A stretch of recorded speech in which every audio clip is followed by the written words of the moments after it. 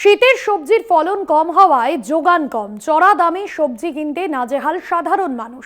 Task ফোর্সের নজরদারিকে উপেক্ষা করে সবজির চড়া দাম, আলু পেঁয়াজ সহ সবজির দাম মধ্যবিত্তের নাগালের বাইরে। মানিকতলা বাজারে টাস্ক ফোর্সের প্রতিনিধি দল এবং শীতের সবজি যোগান কম হওয়ায় দাম বেশি, সবজির চড়া দাম, আলু পেঁয়াজ সহ মধ্যবিত্তের নাগালের বাইরে সবজির দাম এতটাই পৌঁছেছে এবং মানিকতলা বাজারে টাস্ক ফোর্সের প্রতিনিধি দল তারা অভিযান চালাচ্ছে এবং কোথায় কোথায় কি কারণে সবজির দাম বেড়েছে বিষয়টাও কিন্তু নজরদারি দেওয়া হচ্ছে। আলু পেঁয়াজ সহ সমস্ত সবজির দাম বেশি।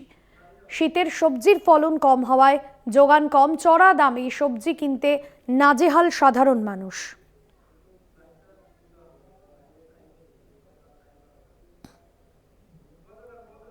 চড়া দামে সবজি কিনতে নাজেহাল হচ্ছেন সাধারণ মানুষজন।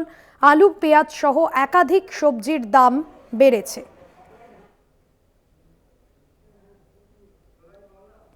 চড়া দামে সবজি কিনতে নাজেহাল হচ্ছেন সাধারণ মানুষজন।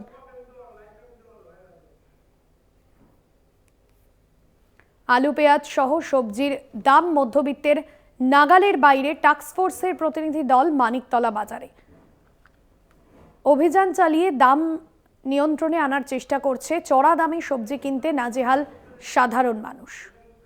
টাস্ক ফোর্সের নজরদারিকে উপেক্ষা করে দাম বাড়ছে। মানিকতলা সহ একাধিক বাজারে অভিযান চালিয়েছেন টাস্ক ফোর্সের প্রতিনিধি দল।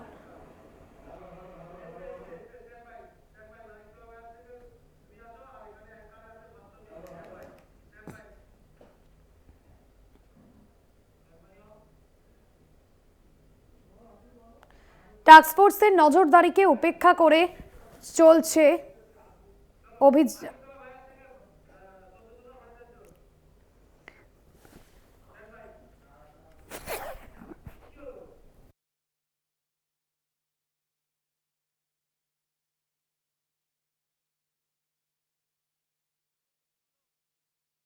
মানিকতলা বাজার থেকে রয়েছেন আমাদের প্রতিনিধি সত্য সুন্দর ভট্টাচার্য। সত্য সুন্দর, টাস্ক ফোর্সের অভিযান চলছে, তবুও দাম নিয়ন্ত্রণে কোনোভাবেই আনা যাচ্ছে না। ক্রেতা থেকে বিক্রেতারা তারা কি বলছেন? যারা আসছেন মধ্যবিত্তেও নাগালের বাইরে চলে গিয়েছে যেভাবে লাগাতার দাম বাড়ছে।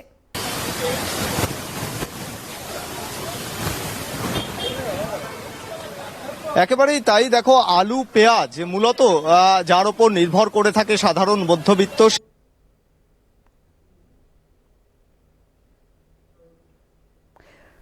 ক্রেতা, তারা যখন আলু কিনছেন তারা কিন্তু যথেষ্ট অসুবিধায় পড়ছেন এবং আলুর যে দাম এবং পেঁয়াজের দামের ক্ষেত্রেও দেখা যাচ্ছে প্রায় ৮০ টাকার কাছাকাছি পেঁয়াজের দাম প্রতি কেজিতে। এবং যেটা মহারাষ্ট্র থেকে পেঁয়াজ আসে সেই পেঁয়াজের যোগান কম থাকার কারণেই কিন্তু দাম বাড়ছে, এমনটাই জানাচ্ছেন যারা।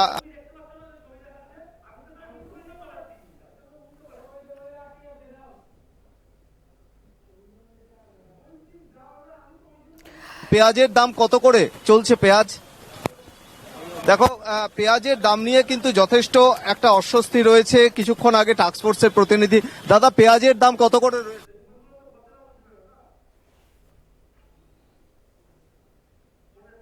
৬০ টাকা। মহারাষ্ট্রের নাসিক থেকে যে পেঁয়াজ আসে সেটা কি এখনো আসছে? তার যোগানটা কিরকম রয়েছে? কিছু জানা নেই, আপনি লোক খোঁজ করুন, সব পাবেন আপনি।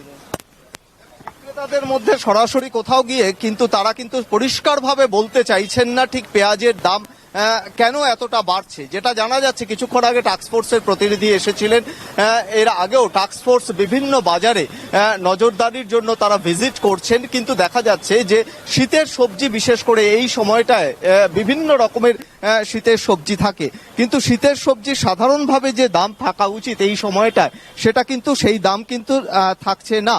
তার কারণ হিসেবে বিক্রেতারা বলছেন যে পাইকারি বাজারেও কিন্তু অনেকটা দাম রয়েছে এবং সেই কারণেই কিন্তু এই সবজির বাজারের দাম কিন্তু এখনো ঠিক নিয়ন্ত্রণের মধ্যে আসেনি।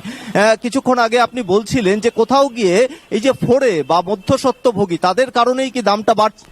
কিছু কিছু বাড়ছে, তো বাড়বে না? তারাও কিনে আনছে চাষির কাছ থেকে, এনে এখানে খরচা করে আনছে, এনে বেচছে, বিক্রি করছে, তাদেরও পেট চলছে। সাধারণ মানুষ কিনতে এসে তো অসুবিধায় পড়ছে। সাধারণ মানুষের তো অসুবিধা হবেই, বাজারে যা দাম তাই দাম তো সাধারণ মানুষকে কিনতে হবে। আমরা মানবো, আমরাও কিলো 2 টাকা 5 টাকা লাভ করবো না? বিনা লাভে কি ব্যবসা করব? লোককে আবার একটা পলিথিন দিলে হয় না, আবার ডবল করে দাও। আচ্ছা, পাইকারি বাজারের সঙ্গে খুচরো বাজারের এই ফারাকটা থাকছে কেন?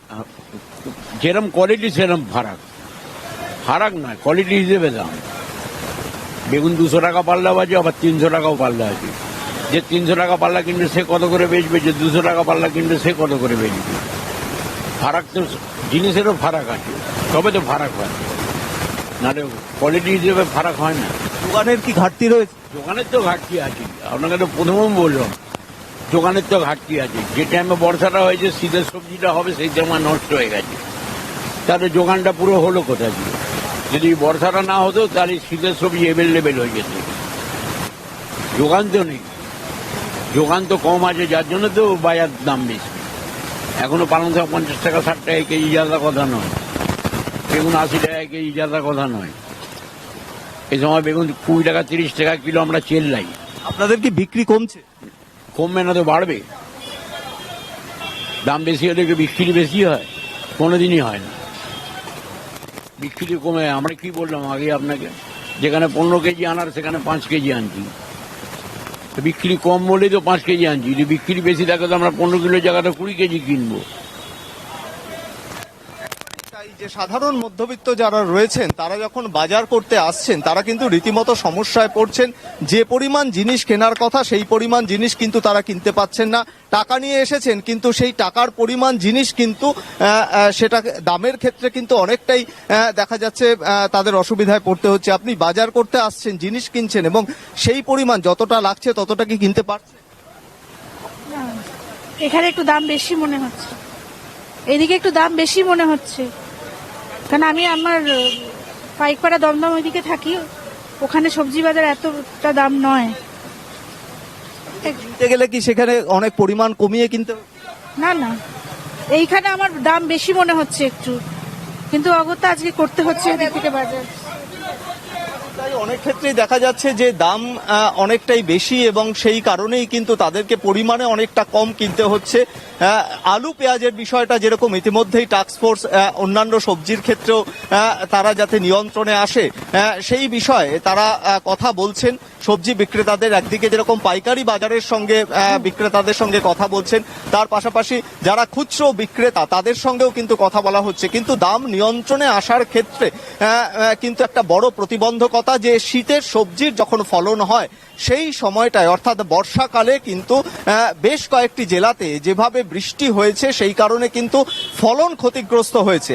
আর সেই কারণে প্রভাব পড়েছে সরাসরি শীতের সবজির ওপর এবং আখেরে কিন্তু সেই জায়গাটায় অসুবিধায় পড়তে হচ্ছে সাধারণ মানুষকে। সাধারণভাবে যা দাম থাকার কথা তার থেকে কিন্তু অনেকটাই বেশি দাম, যার ফলে কিন্তু সেটা একেবারে সাধারণ মানুষ যারা বাজার করতে আসছেন তারা পরিমাণে অনেকটাই কম করে কিনছেন। গোটা বিষয়টা নিয়ে টাস্কফোর্স নজরদারি চলছে এবং স্থানীয় প্রশাসন তারাও কিন্তু বিভিন্ন বাজারে ভিজিট করছেন। তবে দাম কমার ক্ষেত্রে কিন্তু যোগানের অভাব সেটাও কিন্তু একটা বড় কারণ বলে জানাচ্ছেন বিক্রেতারা। ধন্যবাদ জানাবো তোমায়। সরাসরি ছিলেন মানিকতলা বাজার থেকে আমাদের প্রতিনিধি সত্য সুন্দর ভট্টাচার্য।